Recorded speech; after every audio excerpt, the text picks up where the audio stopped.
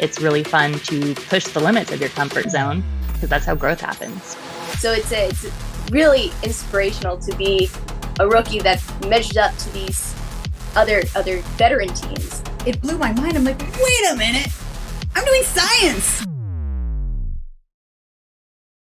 Hello, everyone, and welcome to another episode of Outside of the Box. And I have had the G-Force team out of North Carolina on before, a couple of times, but we have some new faces this time. So I'm excited to hear what you are all up to in 2024. So welcome back / welcome to the show for those of you who have not been on before. Thank you for having us. I know I'm very excited to be back, but girls, you want to go ahead and introduce yourself? Yes, please. Hi, I'm Sydney. I'm in 11th grade at News Charter School, and I'm on the marketing team. Hi, I'm Madeline. I'm in 11th grade. I attend the STEM program at Johnson County Early College Academy, and I'm on the mechanical team. And I'm Elle. I'm in 11th grade at Smithfield-Selma High School in their International Baccalaureate program, and I'm also on the mechanical team. And I'm Lee. I'm the robot coach. This is season number 8 in FRC, so I've had quite a bit of time seeing the program from all sides, but I'm happy to get to mentor these wonderful girls and to see them grow in their robotic skills. Absolutely. And I've been so excited to see the progress and everything that's happened over time. Since the first time that I had y'all on the show was over a year ago. So it is really exciting to see. One thing in particular that I really wanted to ask about when I've seen, kind of the activities that you've been participating in was the trip to the Pentagon. Because that is like huge. It's really exciting to get to go there and like meet with these like leaders and things like that and talk about what you're doing. So I'm just curious to kind of get your take on like what that experience was like for those of you that actually attended it. So it was an incredible experience. We got invited by the State Department, who the Secretary of Defense told them about us because they saw us at one of the Charlotte Motor Speedway STEM expos, and we got invited to go to the Pentagon, and it was incredible. We presented to 5 European STEM world leaders and just told them about our team and our initiatives, and they were so interested in what we were doing, and they want to start some stuff there and bring some of our initiatives with them back home, and it's just an incredible opportunity. Absolutely. I mean, I think when the opportunity came to us, it basically was like, hey, do you want to show up to the Pentagon in like weeks, not months, like weeks? And so we were like, oh my gosh, yes, can we bring the robot? And surprisingly, they said yes. Honestly, I think it was harder to get me into the Pentagon than the robot. But it was definitely a great experience. I think we ended the day just in a room with an entire group of women going, oh my gosh, I find you inspiring. And we're going, wait, we find you inspiring. You know what I mean? So it was absolutely great collaboration, great conversation that everyone brought to the table to say like, this is why STEM is important. This is why we are inspiring these girls. And also this is how we're doing it. That's why these leaders came in basically to say, how do you do what you do? And how do we bring that other places? I mean, obviously, how do we bring that globally? So it was an amazing conversation for the girls to be a part of and for the State Department to recognize that those girls could have the conversation. 100%. I mean, I couldn't agree more. This is, part of my whole mission of my podcast, is to do that, to get the word out and like show especially young girls like what you can do in STEM. So I think that's amazing. Real quick to circle back, I'm curious, for the 3 of you that are on the team that have not been on the show before, I kind of like to hear like how everybody came to this. And so I wanted to ask each of you how you came to be a part of the program. Like, what was your interest and what led you to be here? Yeah, so I got interested to first when I was in like 5th grade because my dad started a team at my local school, and I like was really fun, but the guys definitely took over, and then the Techno Tigers team formed, and I was one of the original members on that. And then after that team, wanted to continue this. So then this team formed along with my few other friends. So for me, I kind of started robotics in 7th grade in a robotics class that I had, but it was like with Vex robot stuff, so it wasn't really the same. And then in freshman year, one of the founders of the team invited me, and at first I said no, just because I didn't really know what it was. But then once she kind of explained like what it was, then I was like, I was really interested in it because I've always been like a hands-on person, and though I wasn't really going into engineering, I kind of, just because it was hands-on, I knew that this is like the place for me to like build my skills pretty much. I got into robotics kind of like when I was younger, like with Legos and stuff. My little sister and I like loved them, and so my mom would always make sure to get us like a set for Christmas. We would build them together. And then in high school, I realized that I could like build an actual robot and not just build one out of Legos. And so I joined a team, and then it was really appealing to be able to work on an all girls team because I don't know, it's just kind of nice to have like the sisterhood in a way. Like everybody builds each other up. And so it's really nice to be building a robot and building a community at the same time. Yes. That's definitely been my experience. I'm with Sydney on like the marketing end of things where like that's more of my realm.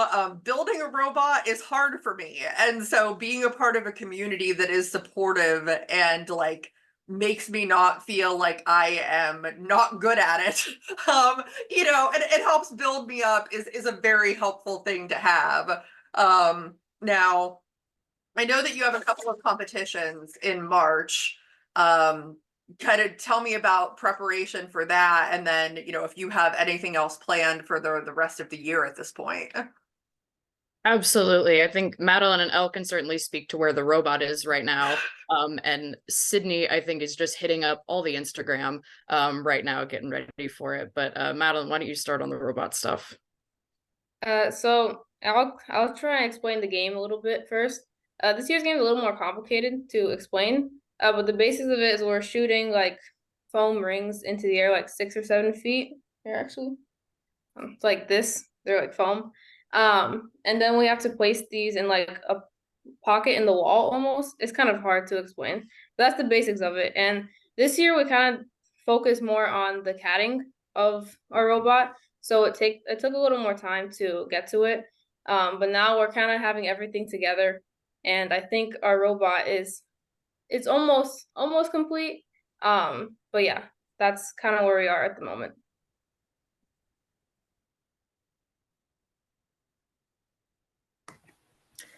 Yeah, so what Madeline was saying, it's almost all the way done. So we've begun like our programming and like code testing, and it's looking pretty good.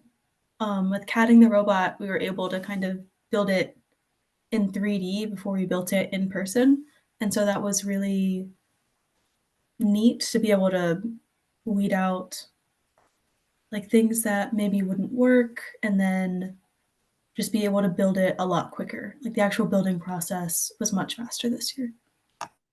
Yeah, the girls for sure have gotten very efficient in what they're doing. But I was also told that they have all agreed that the robot will not be named until they're completely happy with where it stands. So it stands nameless as they go through testing, but they're getting very close. I'm sure Sydney will have some input on naming for marketability. But yeah, competition for us is only 2 weeks away as well. So we are getting very close to putting that robot on the field and getting really excited for it. Yeah, see, that's really interesting.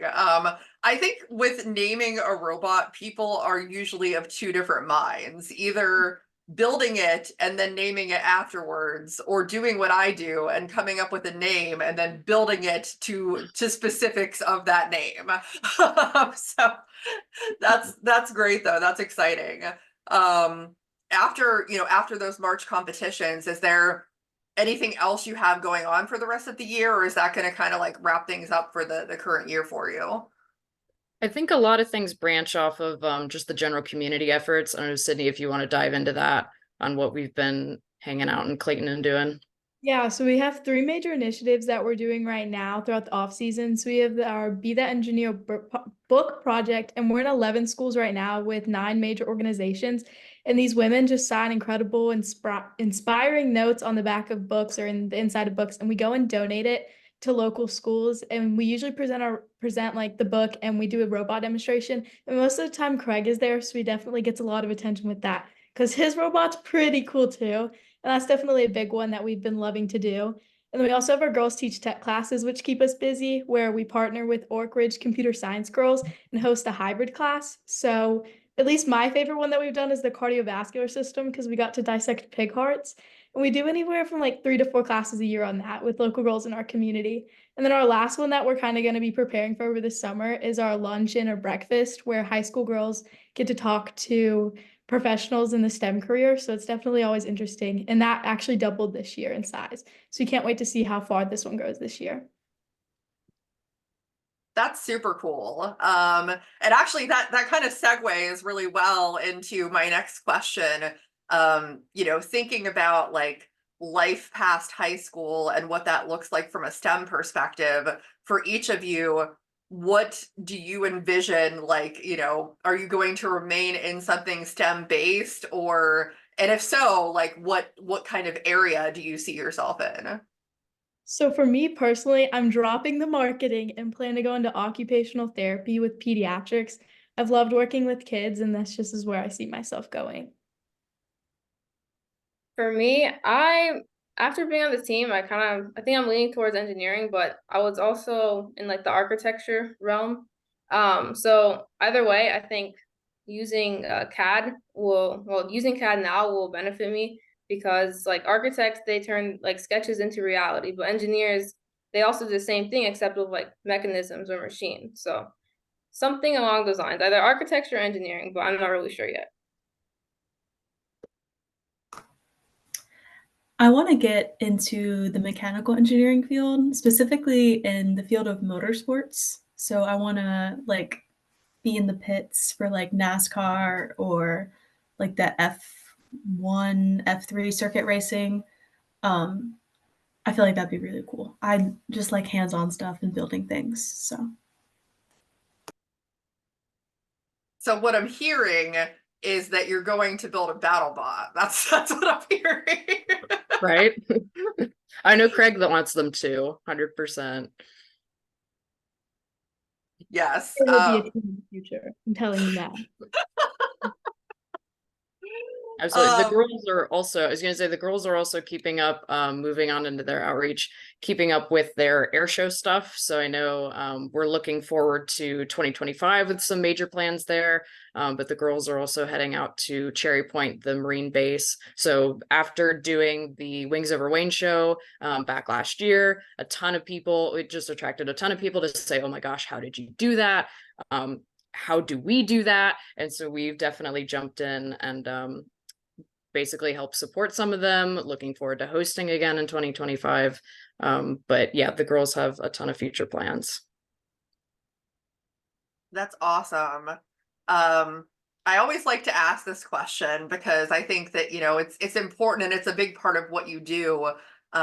When, there's younger girls out there that, maybe aren't quite old enough to get into a program like this, but maybe you're, have the Lego background or, have some level of interest, like what advice or like what would you say to them as far as getting into this if they think like, oh, they can't, or it's just boys that do this, or, whatever barrier they may have to try and get into, engineering and STEM? Don't let anybody stop you. Like you can do whatever you put your mind to, and definitely like if you want to do something, you can get there. Somehow in some way you can. Don't let anybody stop you. I mean, definitely. Also, like just trying to reinforce, like, you can do it, you should do it. Don't let other people tell you what you can and can't do because, there's all these amazing women in STEM and you can look up to those people. And yeah, I mean, it's like crazy to think that we're role models for little girls, but also like I remember being little and seeing people in like STEM or even just like women in like these positions that I looked up to, and and it just I don't know. I just always wanted to be like them, and so it's important, like for me and all the other girls too, to just remind them that they can do that too. Like I'm here, and I want you here in 10 years. Yeah. If you've got people around you that are telling you that you can't do it, you're listening to the wrong people, right? Like find a mentor, find someone to encourage you and to grow your skills. If you're not sure how to do it, there is someone that has done it that can help you along for sure. And Madeline, it looked like you're going to jump in there too. Yeah, I was just gonna say to like follow your passions and like do what you want to do and not worry about what everyone else is thinking. Yeah, it's very important. I would say, because there's so many people I know that if they didn't just follow that path because they wanted to and they listened to all the people that said don't do it, then the world would be a little bit less fortunate for not having those people in those positions. So those are really good words of wisdom. Yeah, I mean, I honestly, obviously, I love what G-Force has been doing and what G-Force continues to do. I think my last question is, again, something I always like to ask. What is it like to have the coaches and mentors that you do around you to kind of teach you these things and build you up and, set you on a good path for the future? Because obviously, like, I think that you have amazing coaches and mentors. So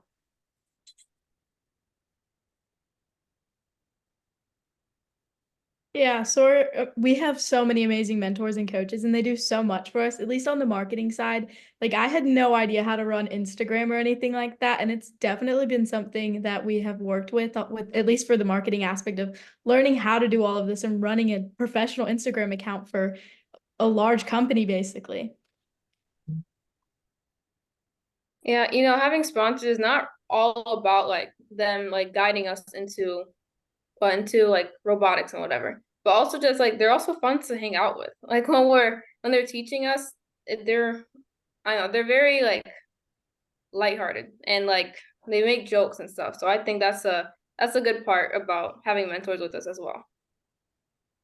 Thinking about that, Craig is like crazy and always fun in the shop. Like, I don't think he lets any of us leave the shop without like a good laugh. Like, he is incredible and he's so inspirational to all of us. And like, he comes with us to our events and he's an inspiration to everyone who's watching him as well because he started at a young age just like us. So it's definitely incredible to have him there with us. It's also really awesome that a couple of our mentors are like women in STEM too. So obviously we have Lee, who's one of our coaches, who's a chemist, and Shannon is in the Air Force Reserves, and we have Callie, Kendra, and Ellen as well. And so it's great to be able to work with all of them just because of like not only the skills that they bring, but just the perspective. We're like they're us in 10 years. Like they also kind of what I was saying earlier, like they also want us to be like them. And so they're just amazing to work with because they have so much knowledge and they want it for us and they're super supportive and uplifting. Going off of that, it's just incredible also to see what these people are doing in their real lives and where robotics can take us after that. We've toured so many amazing companies and talked to so many amazing people who show us where robotics and anything we're learning right now can translate into the workforce. Like personally, I got an internship at UNC Health this summer on the marketing team, but I definitely saw the background of a hospital and that's really what I want to do. And it definitely ensured that.